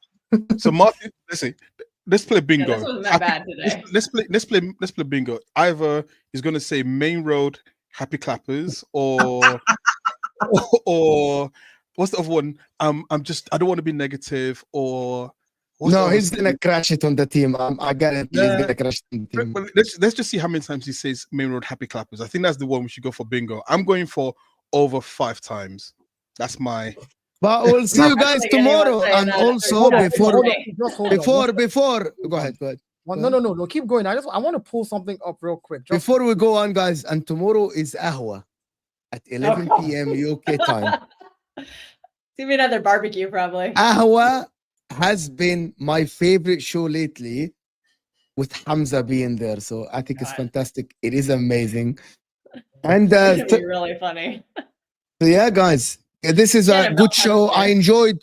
Kind of talks a little bit tactics, banter. We spoke about the problems with City, the problems with Arsenal tactically, and I hope that you guys enjoyed the show. Make sure to like the video, subscribe to the channel, guys. If people are new here, make sure to subscribe to the channel. We're on the way to 28,000 subscribers. We're only, by the way, I'm sure there is about 20 of you. We are only 8 subscribers away from 27,600. So subscribe to the channel, guys, if you're new. And the more likes we get, 400 likes, guys, hit that like button underneath the live chat. Of course, a lot of people are spamming leopard in the tree, which is Liverpool with 9 points ahead and City crumpling. So, Dayo, I'm waiting for you. Don't worry, let's go. I just wanted to pull up. I have it. I can't share my screen, but just so You that you all can. know. You actually can. Oh, I can share my screen? Okay, this is. I think you can on StreamYard. I think you can. Let me present my screen then. Let me share screen. Is this PG? I just want to know. I mean, it's late guys, tonight. 8 subscribers. Guys, if you're new, subscribe to the channel. All the people who said Bukayo does not have the most assists as well again. Assist? Yeah, I thought he did. No, I'm just saying, like, when people like to talk crap, it's like, just go check. Can you zoom in? Can you zoom in? Yeah, sure. Let me. How does that know have 5 clean sheets? What the hell? Uncle Dayo, listen, you wear glasses. The rest of us don't, man. You need to zoom in properly. Zoom in. Just zoom in. Sorry, I don't know how to zoom in. My old men. I can read it. He has 8. Old men and technology. He has 8.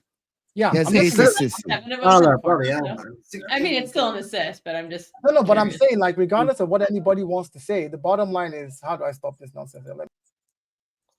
How's a Nana on 5 clean sheets? He's got kicked out. He's got kicked out completely. I mean, yeah. Fraudulent behavior. Anyway, listen, I want to thank everyone that joined us. Thank you guys for being here. Dayo's back. Thank you. Sorry, my bad. I clicked. I don't. Anyway, he should be the professor now. I'm just getting that title stripped. We're out of here, people. Thank you. And we'll see you guys soon.